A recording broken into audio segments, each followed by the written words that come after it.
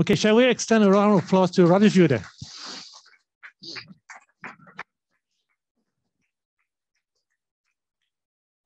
Hello. Hello, good morning, Radu. Thank you for joining us. Good evening. Thank you for inviting me. No. Thank you for being here. And we've just screened two of your most recent films, Bad Banging or Loony Porn. And then before that, we screened Plastic Semiotic as well. So maybe we'll just begin with these two films because we will have an hour in conversation with you. And then we'll look into your career and your previous films later on in our discussion. So maybe we should we begin with Bad Luck Banging or Loony Porn? Maybe I'll just begin with the subtitle of the film, actually, because the subtitle of the film says a sketch for a popular film. Is that ironic or no? Oh, I don't know. It's it's serious in a way, but of course. I think if the focus is on sketch, then it's not ironic. If the focus is on popular, then maybe that is a little bit ironic. What can I say is the fact that the sketch part comes from, obviously, the structure of the film, which was meant to be like that, but not from the beginning, because at the beginning it was only the idea of the story of the teacher with the porn tape and so on and so forth. And at some point, this story didn't seem enough for a film because it felt a little bit too superficial, a little bit too... there's not something of substance there, and I struggle a little bit with the idea because I thought the idea is important because somehow in this story of the porn tape happens to come many of the themes of our contemporary civilization, like what is internet, how do we live in the digital space, what about the rights and liberty, and well, you know, in Hong Kong know better how problematic unfortunately it is. This kind of themes, what's the relation between the body and the state, and of course again in Hong Kong or in former China, speaking of the control of the reproduction and so on, but it's an important theme everywhere. So at some point I said that maybe what's the most important thing is the fact that it's not the story itself, but how this story connects with other fragments, other aspects of the society. So this is why the film in the end get this structure of a sketch. So it's not a full dramaturgical film. It's more mixed. It's a lot of things coming together because the film is the story and an artistical description of the context. That's for the sketch part. As for the popular, well, I think it's obvious the story with sex, with vulgarities, with all these kind of things. That's a kind of tabloid story. So. Because I was accused many times of not doing popular films, I said, well, maybe now that's the moment to claim myself as being popular, and actually it is quite popular, the film, to be honest, in a way. Okay, because I remember when we talked earlier, you talked about how you tried to make a popular film because you see this film as some kind of a last chance saloon, uppercase print, and then also The Exit of the Trains, your previous two films from 2020, they didn't do exactly as you expected. So you were sort of fearing that this will be the last time you will be able to work with a bigger budget. So is it why you try to make a popular film and also try to put all the themes that you are interested in into one film? Oh, not exactly. What I said, I mean, you're right in a way, but what I said was, to clarify for your audience, was a little bit something else, meaning that the filmmakers all over the world, of course, in a country like United States, that's more obvious, but also in Europe and in Asia and in other parts of the world, we are like in auctions or like in a market. So you have a market value of some kind of sort, like a box office value. So at some point, if you don't perform well, whatever that means, because to perform well doesn't mean to make good films, which is anyway a debatable and a questionable thing, because how do we define a good thing or a good film? It's complicated. It depends on our perspective on what a film should be. But anyway, if you don't make successful films, meaning either to bring money back to the people who support or work with you, or to make a kind of fame for them, then little by little people start to get away. And this is what happened to me after a while of making films which were not considered as successful as people expected to be. So all of a sudden, for this project, we didn't have, at some point in the development of this film, we didn't have producers, co-producers. It was a little bit of a limbo, a little bit, I felt a little bit, well, not abandoned, because I don't want to put it in this term, but you felt, well, it's going to be very difficult from now on to find money to make a decent budget film like that, because it's not a big budget anyway, but maybe I will do only films with my mobile phone after this. So I said, well, that's it. So then I just wanted to make the film. I wanted to do. In the end, we had some co-producers, and I'm very grateful to them. But this is how it was. So it's really, it feels a little bit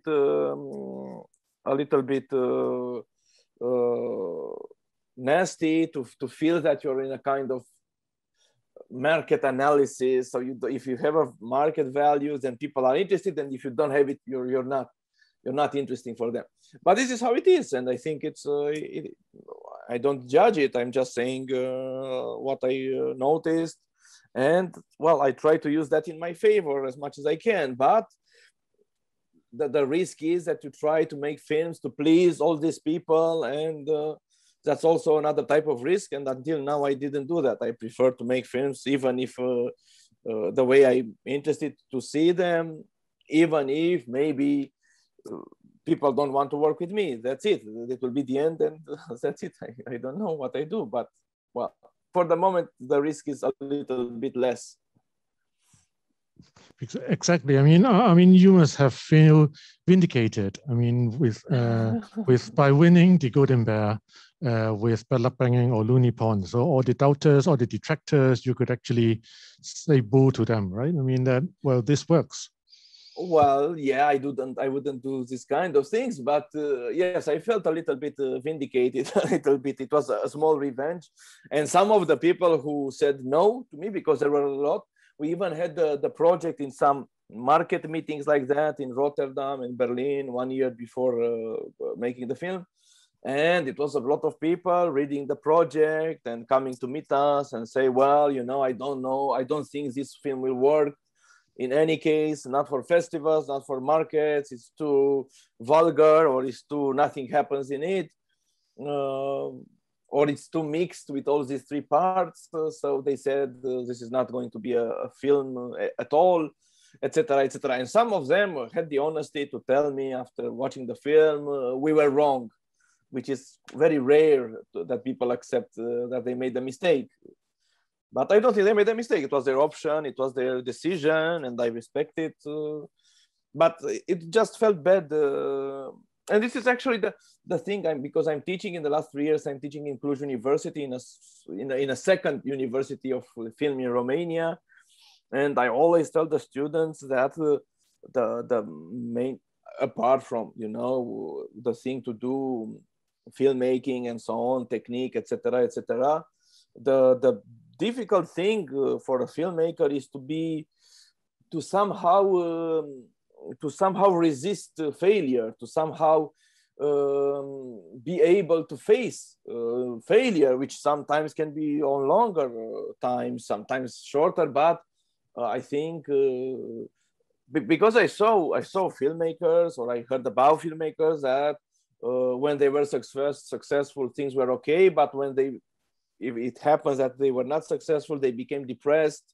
They were not able to work anymore, etc. And I think in order to have a strong personality, to have a strong personality doesn't mean to be able to cope with success. It means to be able to cope with failure and to remain as strong as possible, not to lose your mind or yourself because of failure, and to be able to go on.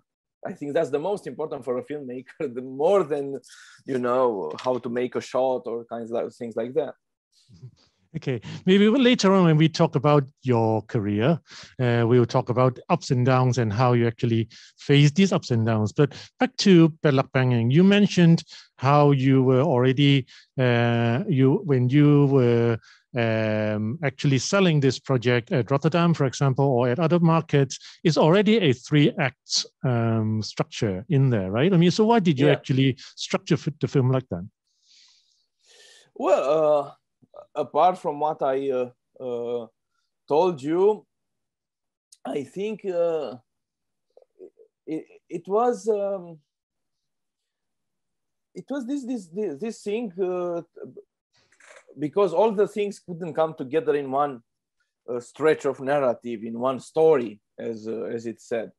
So, and I think it was also the influence of a book I was reading at the moment, which is actually before the script, but the influence stayed with me, which is Ulysses by James Joyce. And if you read Ulysses by James Joyce, which is the story of a man who works in Dublin, in Ireland, mostly, and there's a lot of things happening, mostly in his head. It's like his interior monologue most of the time, not all the time. But so there is, I think, this influence of Ulysses with the work in the city on one hand, and on the other hand is the fact that each part, each chapter, so to speak, of Ulysses has a different style. So you can have a realist novel style in one chapter, then the next chapter is like a journalist style, then another chapter is like a Victorian novel style. One part of it is like a theater play, an absurd theater play, etc., etc. So I think this was the influence, and at some point I said I would like it would be easier for this project to find a way for each part to be, because I didn't know how many will be, to have more parts and to have them like Ulysses in a more diverse stylistic way. So this is how the first part became a kind of documentary in the city, and trying to see what's the values behind the surface of the city, because this is a film of surfaces. It's a film of surface, of reality, of society, of etc., of people. And there is a quote of somebody, I don't know who said it, but it's something very important, who said that the deepness, the depth of things is hidden at the surface. So in a way, I think that was the idea of this first part, to see the surface in order to see what's deeper in that. And then the second part is more like a literary device, so something like that, like a montage of things, which shows a little bit the context, the philosophical and ideological context of the film. Maybe the first part we can say is the geographical context, the urban context. And then the third part is made like a bad taste sitcom, bad taste television style. So I think this was the idea, to try to mix the things, try to find something to express all these parts exactly, or inspired by Ulysses of Joyce, which is actually, the fame is that Ulysses is a difficult book, which is true, but I think it's also an extremely funny book, which is also true, but people don't speak about that. Yeah, actually, in the first part, of course, on the surface, it seems like a documentary or documentation of Amy walking around the city, but it seems that the city is actually the protagonist, because there are certain shots when Amy leaves the screen, leaves the frame, and then the camera actually persists in filming the cityscape, or maybe even moving a little bit and not following Amy. So the city is the protagonist, isn't it? Just like you mentioned, its similarity with James Joyce, Ulysses. Yes, the city is the protagonist in a way, and actually it's the city and the connection between the city and the character in a way, because it's the idea at some point was to investigate in the film different types of obscenity and to see that the city in itself, a city like that, actually I don't know how Hong Kong is. I only know it from the films, and I think it's also a very expressive city, much more expressive than Bucharest, and much more crazy in a way. Bucharest is also very chaotic, very full of things. It changes all the time. It's a lot of bad things happening into it from the political and administrative point of view. So I wanted, I saw that this kind of the values of our society, of Romanian society at least, show themselves quite clearly in a city like this. Just going outside in the streets and taking a walk, if you look carefully at the details, then you see the values behind, in a way, part of it at least. And yes, and then I wanted to have a character in the city, but also, you know, there's this in the 20s, mostly there was a lot of city symphony films, like Walter Ruttmann made one about Berlin. Dziga Vertov film is a little bit like that. There's a film of Paul Strand about Manhattan called Manhattan. So there was a lot of films praising the energy and of the urbanization, praising the speed of technological progress. All these things are praised in these films. And we are now, you know, 100 years after, when we see that, well, there is of course a good things in urbanization, but after one limit, the things becomes not so good. It's people want to escape cities nowadays. People want to go to the countryside. People want to go in nature. We are suffocated by cars, by billboards, by huge amount of people around all the time. We don't have space for anything. Everything takes ages. If you want to go from one part of the city to the other, you lose half a day. So is this extreme urbanization such a good thing? Well, I don't know. So I conceived that part a little bit as a kind of anti symphony of the city film, like a symphony of the city against the city in a way. Yeah, actually, because you throughout in interviews and also in our conversations, you talked about how montage is important to you. I mean, even in this first part, there are elements of montage in it. For example, we see advertising hoardings one moment, and then this big mural about Romanian history, about the centenary of whatever it is. So it's actually capitalism, nationalism, and then putting these two things together, and you're trying to ask the audience, ask us to arrive at the third image, right?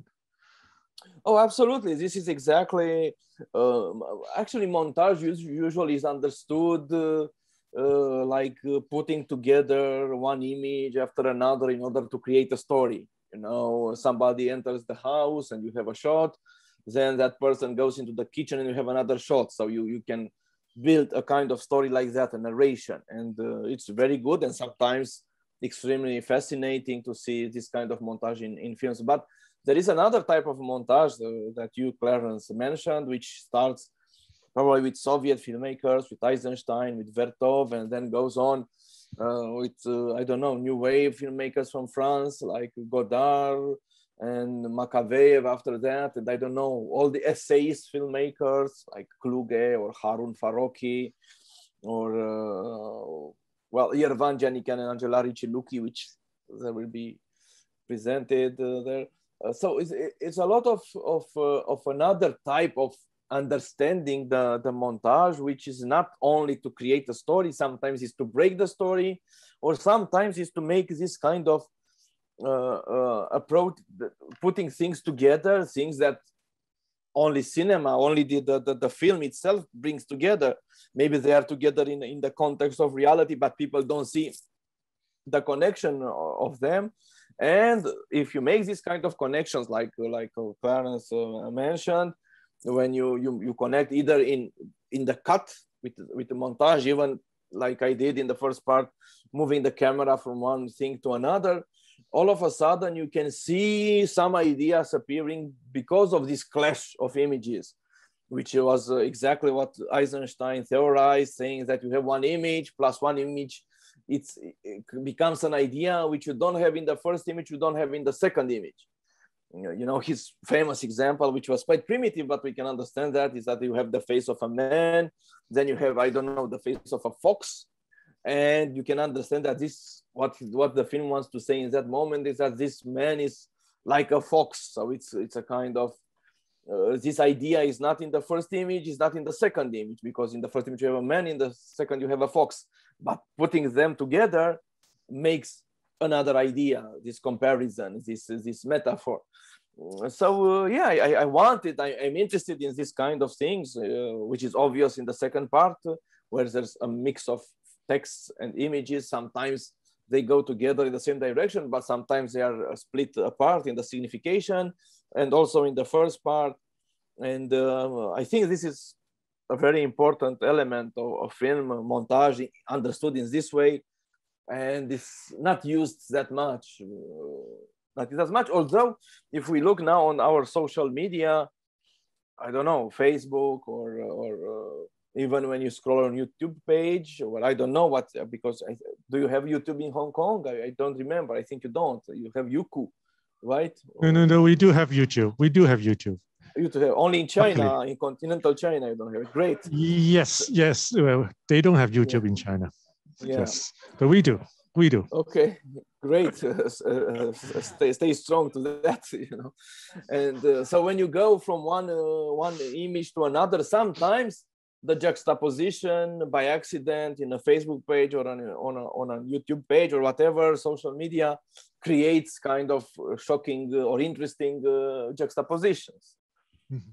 So actually, I was just thinking of asking you about the second part, because, well, you've been using found footage to talk about history, and also to tell a story, to recall history. But in the second part, you've got this alphabetical litany of themes and topics. For example, well, nationalism, or maybe it's about children, but it involves quite a bit of work for you to unearth all these images. So can you tell us a little bit about how you do it? For example, for Ballak Banging, for the second part, how much time did you actually spend looking for these images? Where did you actually find these images? And how actually do you aim to look for a particular type of footage for your themes? Well, for the second part, there is a part true of found footage, but there is also a lot of images that we shot ourselves. And it's like that. It's a mix there of quotations and of images, sometimes archive images of cinema, sometimes photographs, paintings, etc., books, I don't know. And all this, well, I'm not collecting, but I have a folder where I put things which I'm interested in. If I find something in a book, I make a photo and I keep it. If I like something on the street, I make a photo. If I find something on the internet which seems interesting to me, I download it. So at some point, I found myself with lots of images and text like that, with no particular idea in mind. It wasn't for a film, but then many of them were used. Many of them were somehow close to the themes of the film. So at some point, I had, after this idea of sketch for a film, I had this idea to have this dictionary, inspired a little bit by the French writer Gustave Flaubert, who has a wonderful dictionary like that, which is called Dictionary of Received Ideas, which is full of cliches of all kinds. And then I started to collect more consciously things to use exactly for this film. So sometimes there are things connected with the themes of the film, with sexuality or body or obscenity, vulgarity, etc. Sometimes they are connected with the background of the film or with the context, as we spoke before.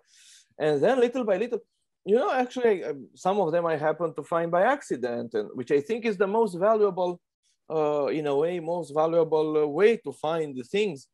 There is a historian which I admire very much, Carlo Ginzburg, an Italian historian, who said that all his topics, all his subjects were found more or less by accident. He read something in a footnote in a book, then went to an archive, and in the archive found something else that, created a connection with another thing. And all of a sudden he found a story to research or something interesting to research. So it was all the time like that for me as well, which I don't know, filmmakers don't like to work with the chaos like that, to find things by accident, because people say, well, I want to control the film totally, so it doesn't happen. But in this case, I let the chaos a little bit, the hazard to decide, more or less. I know, and if you have your antenna open, you find a lot of things if you're careful, if you pay attention to what's around. Yeah, but some of the things, I mean, they are quite shocking in a way, because, for example, the Mussolini calendars, the nuns and the children singing patriotic, or shall I say, well, fascistic songs, and say fascist songs. Yeah, these are say fascist. Okay, they are fascist songs, and well, they are quite readily available on the internet or maybe in the public. So it reveals quite a lot about Romanian society. I mean, when you actually place it in the context like you did in the second part of the film. Yes and no. I would be a little bit more careful to this, because one of the dangers of montage is to create a kind of false reality. So I would say that this is not necessarily the Romanian society itself in its entirety, but like all films are. But I think mostly in the case of this film, there is a lot of how should I say, of a representation of a society through the conscience of the filmmaker and using the language of film. So it's not when people say, wow, so this is Romania, well, or some Romanians are angry with me, against me, saying, oh, why do you say Romania is like that? Because it's not like that. You can find beautiful things, beautiful people, nice landscapes, nice people, etc., which is absolutely true, like everywhere. But from my perspective, which is a personal perspective and a personal proposal, the Romania looks also like this. So yes, it's things taken out of context in order to create this patchwork, to create this montage, to create this puzzle, which is a perspective, and it's of course, at least for Romanian society, quite a provocative perspective, but it is there to be discussed. It is, we can have, if we want to understand, I believe, our life, our world, our societies, then we have to have multiple perspectives, not only one. That's the idea, because then, of course, you go back to the politics of the unique party, and they say, what's the reality? And it's not like that. We have to have multiple perspectives on reality.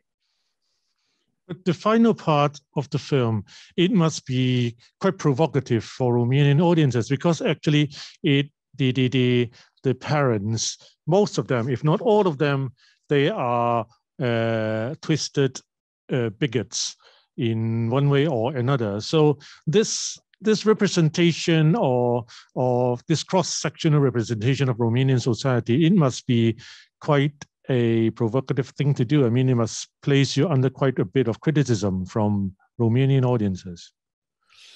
Yes, of course. And one of the main accusation is that it's exaggerated or it's caricature. And it's true that it's a kind of caricature, but it was Picasso who said that caricatures are not truthful, are not realistical, but they are truthful. And I believe it's true. I believe it's true that even if it's exaggeration, there, of course, there is a kind of deeper truth behind this exaggeration. The exaggeration comes not not necessarily from the ideas that people express there, because you can find them, but from the fact that you put them together in a film in the same place. And of course, you wouldn't find them in the same meeting. You wouldn't find all these people put together. But otherwise, they exist around, and they are a kind of majority for many strata of the society. So yeah, people were a little bit pissed off by that, but well, that's the beauty of the film, to be attacked in a way. I like when the film is attacked.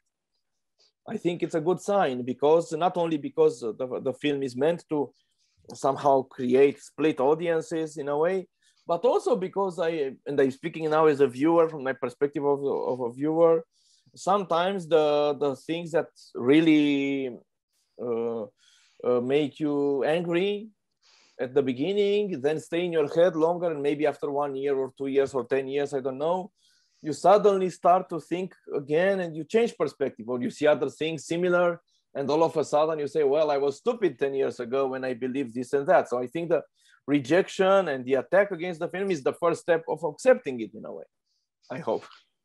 The final part, I mean, the grand finale of the film, when Amy turns into Wonder Amy, and then basically attacks or gets to torture those parents. I mean, they must be cathartic for you. You can say. Yes, I'm trying to. Yeah. Sorry. Yeah. But I mean, it must be cathartic for you. I mean, do you see yourself? Do you find it fun to do that? I mean, well, this is finally the moment when you could actually go whole hog. I mean, to attack all these caricatures, I mean, bigots on screen in the most extreme manner possible. Well, actually, it wasn't fun at all, because it was a lot to shoot. I don't know how to make these things. Of course, that dildo was made in post-production, and I wanted to be like a cartoon, more or less, like a very cartoonish thing. So it was a difficult shooting night, the longest, I think. And what was actually it was the last night of the shooting. And what was somehow, I didn't expect that. It was, everybody was because we knew in the script what's going to happen, but it wasn't detailed that much. But people, actors especially, were really cringe, it was a silence like that, and glances. So I felt really awkward and uncomfortable. And to be honest, I was quite disappointed by the actors, because, Romanian actors are somehow actors who are afraid, or not afraid, are very sensitive to what their colleagues say, to what their branch say. So, well, when coming to do this, there were a lot of actresses and actors who said to me, no, I don't do this. And I said, well, but we have that in the script, we discussed it, we shot, 9 days, and now we have the last one of that part, of the third part. So how come you say no? And they said no. And everybody said, I don't do such a thing. So it was really, I felt really bad, because I didn't know how many people I would need to that. I wanted to do with all of them, or with, and in the end, I did it only with the people who accepted to do that. But I really don't want to work again with the actors who said no, not because I don't understand them, because I can understand them, okay. But they are professional actors, they knew the script, we discussed that scene, we discussed how we do it. And then only because it was the last evening, and they knew that I cannot kick them out, because that was the only scene left. They used their power to put me in this corner and say, no, I don't do this. Because if I would have done it in the first day and somebody said, I don't do this, I said, then go home, I choose another actor instead of you. So only because it was the last day and everything else was already shot, people say, well, no, I don't do that. And well, I felt very bad. But as I said, from a human point of view, I can understand them, because they are afraid that people will laugh about them. Colleagues, other actors will say, how do you act in such a stupid scene, taking it up from that woman, and they will feel ashamed. But from a professional point of view, I think it was really, really unacceptable. So yeah, so it wasn't fun at all to do it. It was on the contrary. So the actors, they have problems about, they don't want to be beaten up by a dildo, but they are okay with saying all the racist things that they are supposed to say as in character, right? I mean, it's very strange. That's a good thing. Yeah, exactly. It's like that. Or yeah, absolutely. Yeah. So, actually, because it's their image. It's their image that they care about, and their image, to be a racist or to be anti-Semitic or to be stupid is something that I think they assume, but also it's a kind of a game that they know that they won't be judged for that, because the concept of the film and the thing, when you don't use your body, you use only your language, I don't know, or your body is used in a safe way, so to speak. But in the last scene is something that your body as an actor somehow is put to test in a way. So they felt that this is going beyond what is acceptable. But it's true what you say. I will tell them when I see them. So I said, yes, you said all the racist thing and you didn't have a problem, but yeah. But actually, do you find yourself actually living the story of I do not care if we go down as barbarians? I mean, in that film, the protagonist actually ran into these actors who refused to do this and refused to do that. But now, I mean, you're actually in that film. I mean, you're living the moment. I didn't have time to think of that, but it's true that in one of my previous films that Clarence mentions, there is a theater director who tries to do an anti-nationalist military reenactment, so to speak, for a show. And some people say, I don't do it. I don't want to do it for ideological reasons. Yeah, it was the same thing in a way. Exactly. Yeah, it's true. I never think of that connection before that. Thank you, Clarence, for that. Yes, actually, we are going to screen I Do Not Care If We Go Down as in History as Barbarians later on in the program. So, I mean, please do pick up a ticket, and because this is a very, very brilliant film, magnum opus, I have to say. But Radu, I just want to ask, because we briefly talked about that, you briefly talked about that just now, about how your films were usually received in Romania. So I'm not talking about just bad luck banging, but because your films tend to be very critical of certain sentiments, mainstream sentiments in your home country. So how was your work generally received in Romania? Well, first of all, I don't really. Yeah, I think some films can be considered critical, but that's my main issue. My main idea was not only to be critical, but also to offer. I think cinema, the power of cinema in a way is to bring a fresh or a different perspective on things.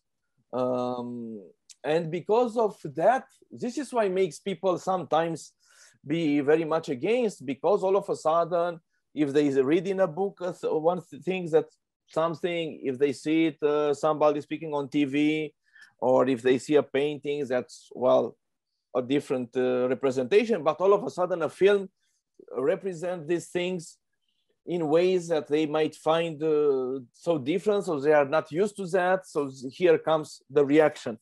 Because it's true that my films deal with either parts of society which are unpleasant, or with history. I mean, with the dark spots of Romanian history, which is the slavery of the gypsies, the massacres did by the Romanian army on the Eastern Front against the Jews, the crimes against the Jews or Roma population in the country, in the war, with the secret police of communist dictatorship, etc. So all these things are unpleasant for some people. And all of a sudden, if they see it in cinema, or even if they don't see it, they hear that the film exists about this topic, some people can go really crazy and be very much against the film. But I think in the same time, as I said before, I think the rejection is the first step for acceptance. So I really think, because I'm doing these films only because, other filmmakers don't do it. Romanian cinema, which is, well, not a big cinema, but there are a lot of talented filmmakers, and most of them are, let's say, metaphysical in a way. They do metaphysical films about, or psychological films, or sometimes social. But I'm the only one to make films dealing with history, with these dark parts of history. And because we know that history, and you know very well that that for our societies, the identity is created by how we represent history. You know, it's if I say I'm a Romanian, well, this means something about my language, about the territory I live, but also about the history of the country. So, because otherwise Romanians don't exist, as Chinese don't exist, or Hong Kong people don't exist. We are all human. But to create identities, you need history. So, like all other countries, because it's not only Romanian, all other countries try to create an identity using history, which is a clean and neat and very beautiful kind of identity created by this representation of the past, which is always in heroical terms. You know, we were the best even. So we are always, we learn that we are ancient people, and we struggle with Ottoman Empire to defend Western Europe. This is why we didn't develop. Then we were fighting the Russians, and we were fighting the Nazis, etc., etc. Which some of these are true in some moments of time, for sure, but there are other moments in time where these things is completely untrue. Completely untrue. So I think that in order to it's like in psychiatry. I think one of the tests of somebody to be to have a good mental health is this test that you know where you are, where you came from, and when you are going. This is the first test the psychiatrist is doing to see if you're not crazy, you know. And I think this is a good metaphor for a society. If you don't know exactly where you're coming from, then it means that the society is sick. So I really want to be lucid towards that and to say, okay, we have this history. Let's discuss it open. Let's see what was good, what was bad, and let's not hide away from that and pretend that we are only, you know, a heroical population, which is it's not only a lie, but it's completely unhealthy. It makes us crazy as a society, you know, to believe things which are not true from the past. So yeah, I think it's interesting how you actually go back to the past, to go back where you came from. I mean, the country came from, in order to look at the present. Because for the Romanian New Wave, I mean, for want of a better word, the Romanian New Waves, the films, usually they would go back as far as the time of the communist dictatorship, maybe.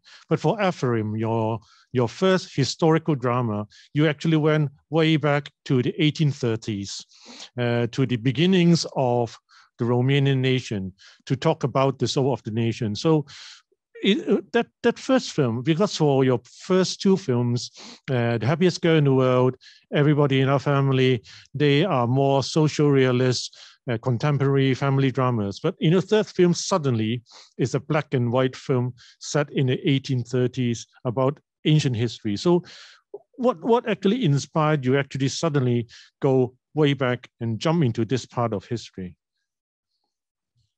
Well, I think it's like that.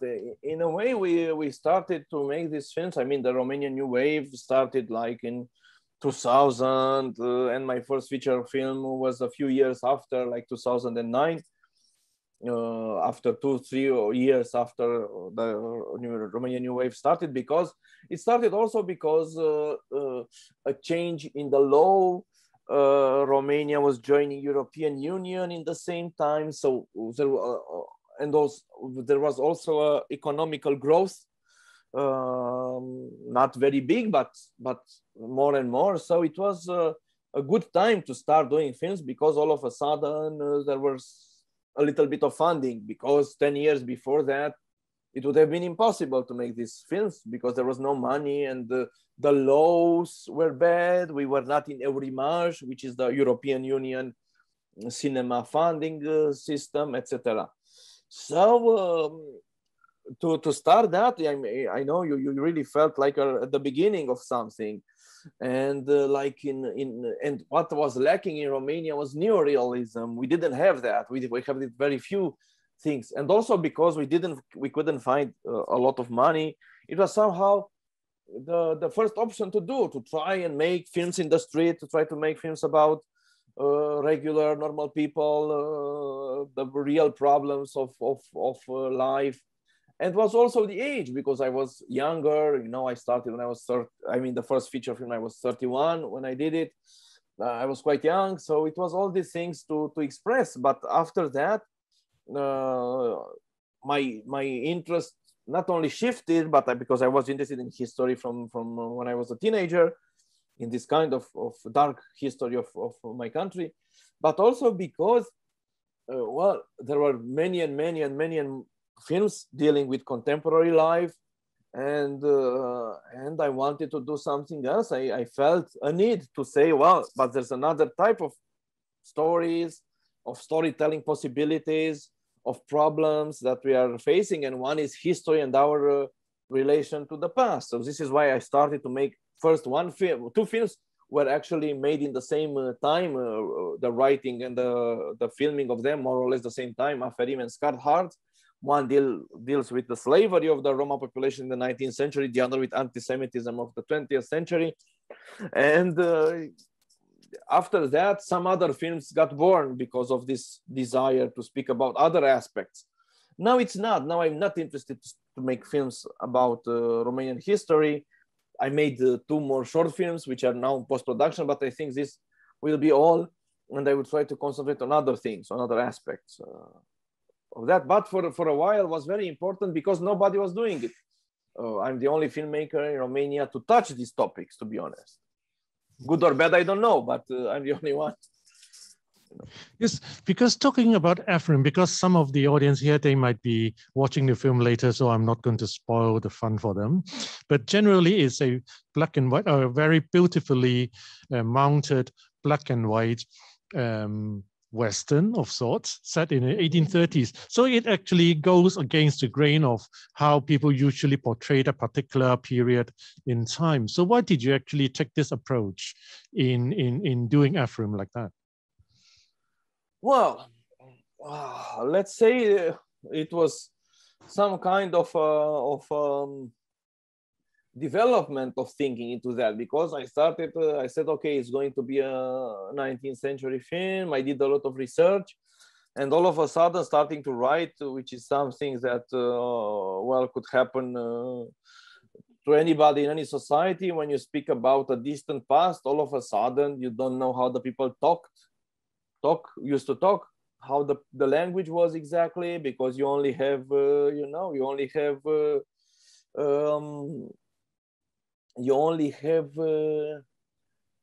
written text. You don't have oral text from 19th century, of course. So this all makes the problem of representation bigger, because all of a sudden I felt as a filmmaker that, what I'm doing in recreating this past is something extremely, it's a failure of sorts. It's impossible to represent the past for real. The past is gone. We have the traces, the documents, some images, some objects, and we try to create an image of the past, which is something that didn't happen to me before, because for the contemporary films, you just put the camera and you have people in front of you and costumes and sets and locations and streets and cars, and that's it. But for history, all of a sudden, the thing becomes complicated with the language, with the costumes, with everything. So I said to myself, how do I make it? Because then to make it realistically, like a Hollywood drama or like a Chinese, the hero or this kind of things, to create, to really create the feeling of reality of the 19th century seemed to me completely fake, completely wrong. So I tried to use some distanciation devices. Like, first of all, I realized that the story was a little bit like a Western. So I said, maybe I would use some Western metaphors, some Western tropes, some Western devices, which will create a kind of artificial feeling, because Western is for America and we are in Eastern Europe. So that's one thing. Then I said I will use black and white in order to be very clear for everybody that it's not reality, that it's something else. It's a construction, it's a representation. And also, which is something impossible to convey maybe for a foreign audience, is the language in that film, which is made only of literary quotes from the 19th century or language from documents. It's a kind of a very old sounding, old language. Not even all Romanians understand all the words in it. Sometimes it's completely difficult to understand, but you get the context, you get it very well. So this was the distanciation effect that I used for that. And for each film, I used another distanciation effect because, as I said, I really don't want to give the feeling of reality, of real reality to the people, because I think that would be a total lie and a total, it's too fake to create that. So in order to speak about history, I felt you need to show the people that what they see is a construction. It's not a real reality, which doesn't exist anymore.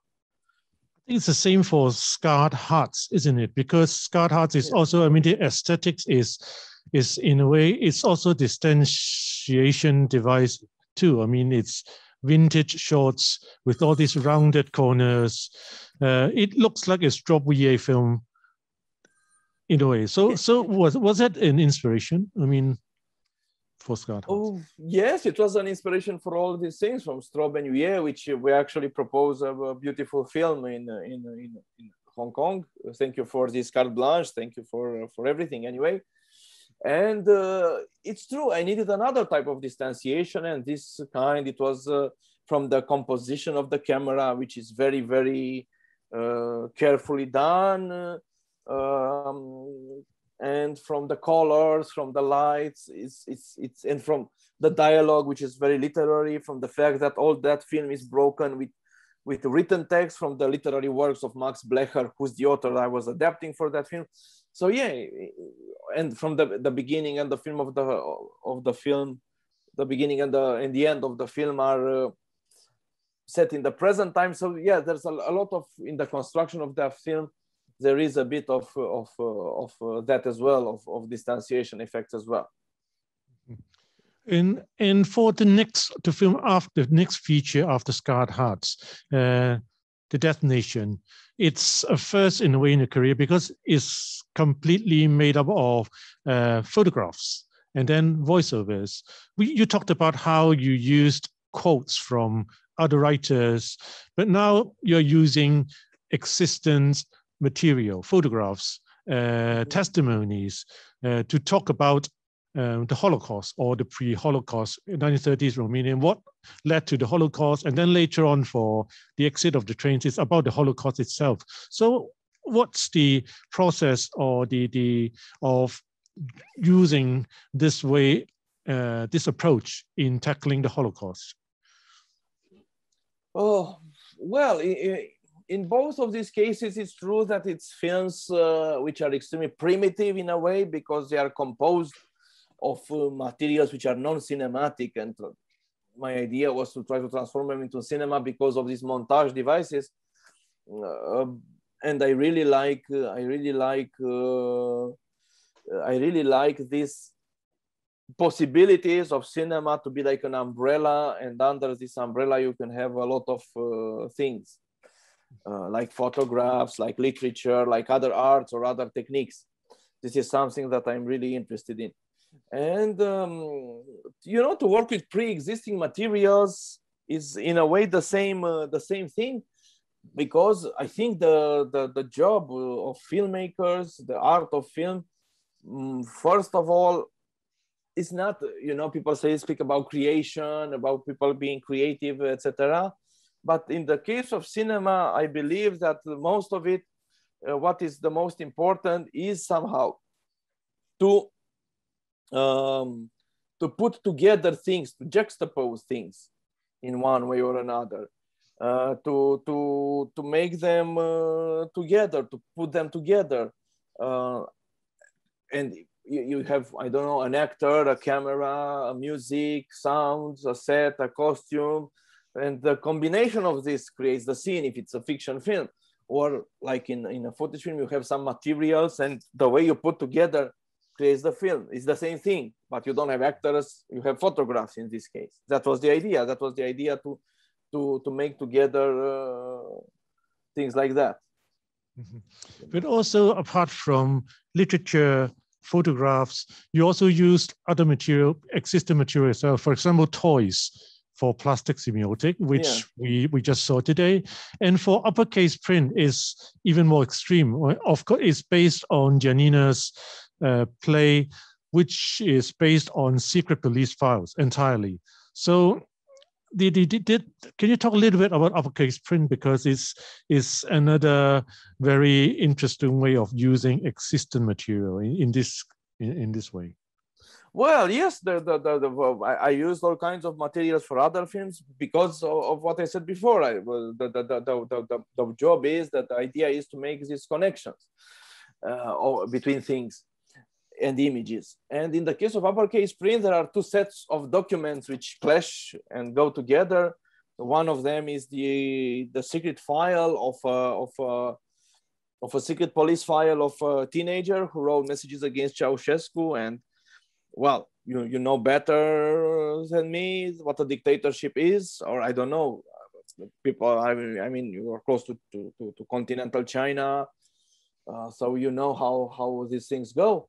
And also, I made this in montage. I broke this story, if you want, of the dossier of the file of this kid with official images from the archive of national television from exactly the same time the story was taking place.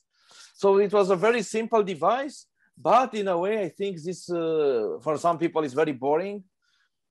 For me, I think it's boring only if you expect the plot to be to have things happening in the film, and they, well, of course, happen quite slowly in this film and only in language. But there is a lot of details. For me, it's a film of details, and so there are 100 stories which are hidden in each image in the film, because each image tells a story. And it's a film of details because the details are much more important here than the story itself, or are also important. So if people look at this film, I believe, I hope, not trying to wait for what happens next, but just to look at what is in front of you, what kind of images, what kind of details you have, then I think it's an interesting film. If not, well, I'm sorry, it doesn't work. Okay, so Radu, we've been, or both of us, we've been talking for quite a while, but I'm sure the audience by now, they would have some questions to ask you. So maybe we'll just open it up to the floor for a bit and see whether there are any questions in the audience. If you do have any questions for Radu, please raise your hand, and then my colleague will pass you the microphone. Any questions for Radu? Okay, that lady over there.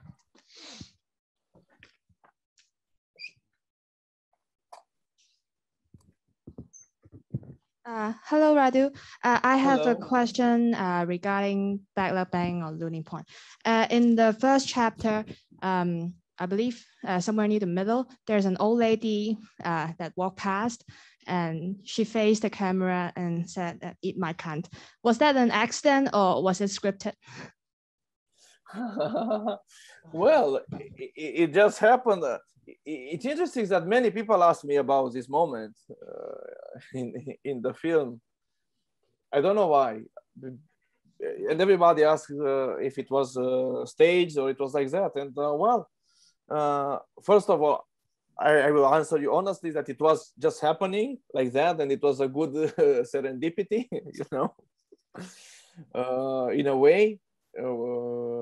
You can even see she's out of focus, so the cameraman was taken by surprise. I didn't even hear what she said, only later on. And but then I'm thinking more than that. Why are people so curious about that? And because you can take it as a fiction film and then it works in a fiction film, or you can take it as a documentary. And I think that this moment is not very clear.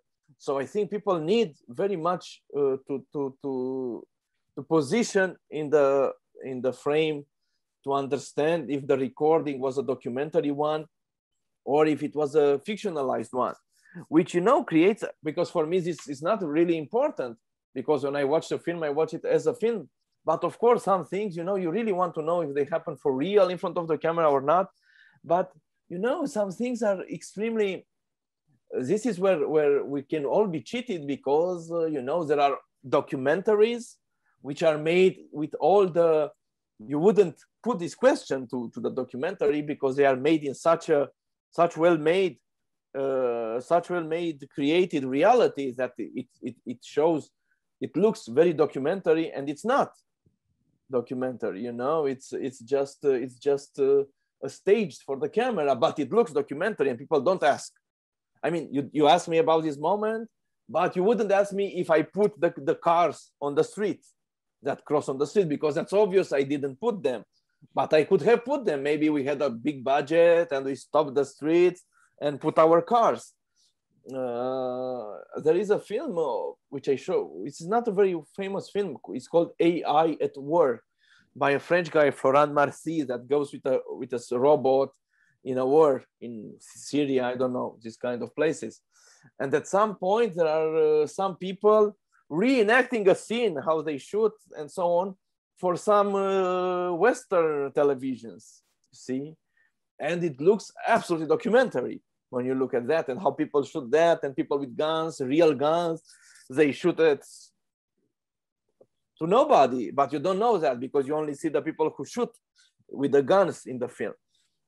So I imagine it's like that. I think in this case, you are curious because something was not very clear, so you want it to be clear, but sometimes things can be clear and they are actually the opposite. They are not like that. They are not what they seem, in a way. But actually, I have a similar feeling watching I Do Not Care If We Go Down in History as Barbarians. The final scene when that performance took place.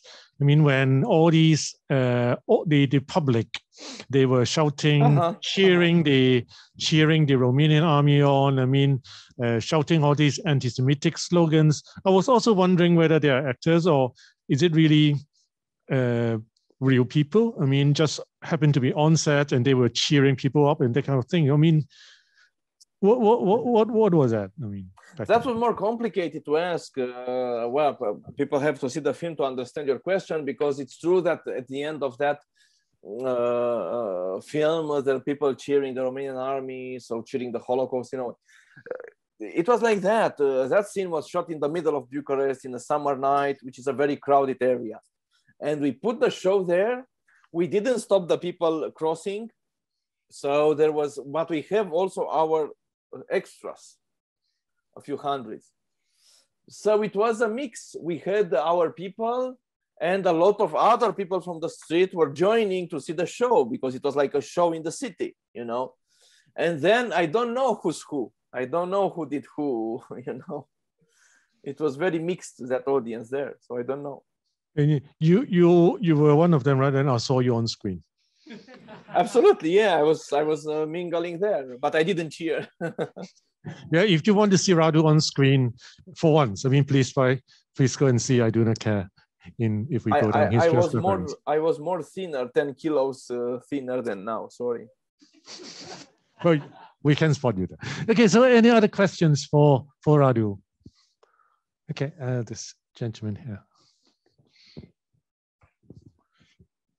So, hello, Mr. Jude. So, first of all, I want to say it's a pleasure to meet you here and watch your latest film, because since it gets the Golden Bear, I have been longing to see it. And well, but I like it very much, and I think it's great. But my question is not so much about a film, but could you share about some influence of cinema, like directors or movies of yours, which maybe some earlier influence for your overall career or your idea of filmmaking? So thank you.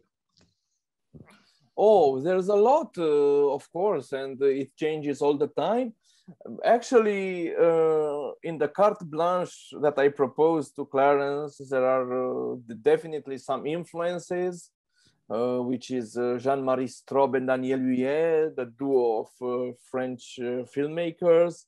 There is another duo, which is Yervan Giannikian and Angela Ricci-Lucchi for their work with archives. There is a Romanian filmmaker I propose here, which is Mircea Daneliuc. There is also Lucian Pintilie, who's the most important Romanian filmmaker. And if you want me to say for this film, who was the most important, I would say it's more from literature.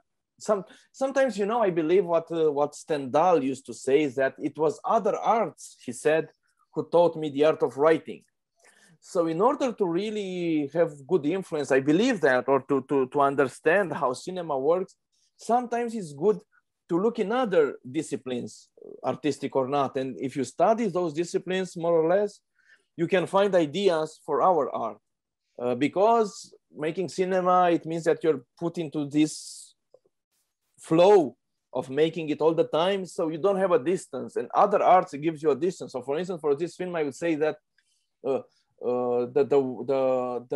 painter Paul Klee was very important, not because the paintings themselves are interesting, but because of the speed of the work and of the openness to think. And also for this film, although you don't see it, and I tried to propose to Clarence a film, but it wasn't possible for technical reasons, it's the film of Andy Warhol. Because Andy Warhol, apart from being a great painter and so on, and a superstar in the world of art, made a lot of films.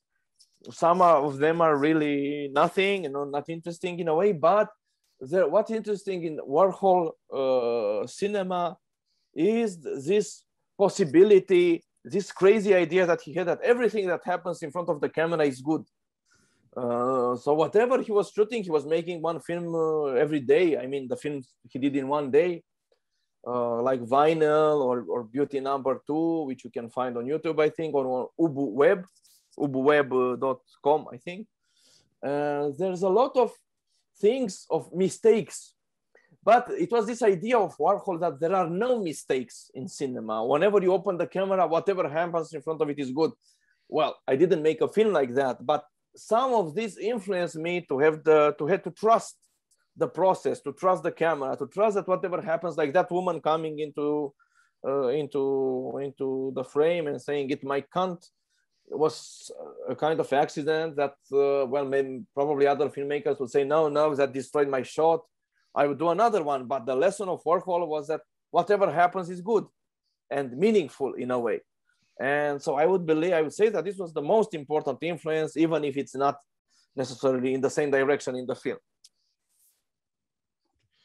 So Radu, I recall reading in another interview that you mentioned how, well, when you were comparatively younger, you would consider, well, what foreign films as the films which would have influenced you. But later on, as you matured, you rediscovered classical Romanian cinema. So these films, for example, you mentioned Mircea Daneliuc, Lucian Pintilie, these were films that you discovered later, right? I mean, your very own compatriots, very own Romanian filmmakers. So how did they actually begin to seep into your consciousness, these classic Romanian films? Oh, it's hard to say because, you know, Romania doesn't have a big tradition in cinema. It's not like America, it's not like Hong Kong, because you have a huge tradition, of course, mostly in genre movies, but not only that, but there is a tradition of cinema in Hong Kong, of course. Why Romania doesn't have a tradition? It was always a poor country, a small country in a way, at the periphery of the civilization, the periphery of Ottoman Empire, and the periphery of European Western civilization. So it was always in the margin. This is why I believe there was no cinema, no real cinema in the 20s or 30s at the beginning of cinema. no real cinema after the communist dictatorship took over. I mean, there was a development of that, sometimes for propaganda purposes, sometimes for not for that. But people, you know, like in every small country like that, tend to look away, to look for Western Europe, to the real cinema, to Hollywood, to Japan, to Hong Kong, maybe. There's a lot of people who are fans of Hong Kong movies, Choi Hark, or I don't know, John Woo, or this kind of thing, which are great in a way. So Romanian cinema doesn't really exist, to be honest. But like, what makes it interesting is that even in this non-existent cinema industry or very small cinema industry, there are people struggling, and this is how you can discover not many, but there are, let's say, 10 masterpieces of Romanian cinema. 2 of them, in my opinion, you can watch them in this program I made here with Clarence. But also, what I found interesting, and that was later on when I started to do my own films, is the fact that not only for ideological reasons, but somehow I prefer the filmmakers that go against the system they are working in. So I like Daneliuc and Lucian Pintilie because they were somehow against the system, not very powerfully because it was impossible, but in small doses, in small details. They are obviously against the dictatorship. They are obviously not submitting to their, you know, to their what they were supposed to do, because to make that films in that time was supposed to do not to criticize the society or something. For instance, there is a film of Dan Pizza with a thief, with a young thief, and Ceausescu himself was the communist dictator of Romania. Ceausescu himself banned the film and say, how can someone say that in Romania there is one young people who is stealing? We don't have thieves in Romania. we have only honest people. So, you know, this I admire these people for their courage to be a little bit against the dictatorship, and this is why I take them as a good examples of behavior in a way. Okay, so I think we have time for one more question. Okay, this lady. Hi, Radu. Thank you for bringing us with this film. And as you mentioned that you were teaching in Romania film schools, right? Yeah, so I wonder, will you encourage your students, like young filmmakers or film students, to make films like Bailakbang or Loony film, because it's fragmented and kind of experimental? Do you think that film students making this kind of film will like somewhat harm or weaken their ability to form or shoot a full story or a complete story? Yeah. Oh, no, not at all. I try to be as open as much to the students and to their directions, and I would never, I don't use myself as an example for them. I feel that that's a little bit too narcissistic in a way, and too much self-importance. So I try to stay away from that, and to really, you know, to make them understand that cinema can have a different possibilities. There are an infinity of possibilities in making films, and to encourage them to develop whatever they want. Only sometimes, of course, I express my opinions toward their projects, but I would never impose a direction for the students. I respect them for who they are and for what they want to be. I consider myself not a professor, a teacher, but mostly somebody that can say, I'm a colleague with a little bit more experience, and I can see that sometimes, because I hit myself off many walls during my career, I can tell them, look, take care, there might be a door, but here might be a wall. Just take care of that, and then you do whatever you want. And I also try to encourage them, and that's, I think, the most important thing to do, apart from what I said before, because I really want them to be prepared for for a job which is frustrating in many ways, but also beautiful in many ways. But I try to push them to work, because I feel that there's a problem in the film schools, at least in Europe. I don't know how it is in Hong Kong or in other places, where people are not really working, you know, in cinema schools. People are, you know, making one short film every year or something like that. While in painting school or in a music school, they are doing these kind of things every day. They sing every day or they paint every day, while a film student is not making films every day. So I'm trying to push them to work more, because I really believe that I don't know about the talent of everybody. I don't know what talent is, but I know that everything I've done, good or bad, I don't know, is because I worked a lot.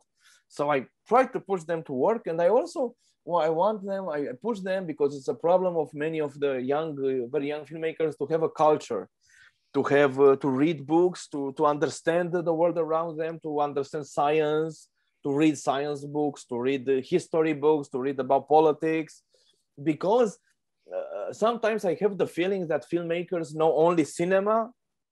And, you know, in order to have a perspective on the world, you have to know other things as well. If you know only cinema, then you can make only cinema films. You cannot have a perspective on the world. And I think this is very important, to have a perspective on the world, to understand the world, to try to understand it, because of course we never understand it. So I try to push them to be cultivated and to be interested in things around, not only in cinema, because cinema is not only shots and mise-en-scène and cameras and light, it's thinking. It's thinking about the world. So we need to understand the world in order to express something about it. Yes, indeed. I mean, what Radu said, I mean, he'll probably be able to share with this more, because actually after today, Radu will again be joining us next week for another post-screening talk on December the 27th, after the screening of Z32, which is one of the films that Radu has selected for his carte blanche. Radu will be in conversation with the Israeli filmmaker Avi Mugrabi. So it's a great film. I urge you all to see it. It's a great political film and a very intelligent film from the way it's made. It's really a masterpiece of Avi Mugrabi. Yeah, I mean, it touches on so many things. As Radu said, it's a great film which looks at filmmaking, which looks at society, which looks at the ethical aspects of a filmmaker and of an artist. So it would be interesting, Radu, I mean, to see what your conversation with Avi would be on December the 27th. I'm curious myself. Yes, we're all curious. So thank you so much, Radu, for joining us today. Thank you so much. Thank you. Bye-bye. Thank you. Thank you so much.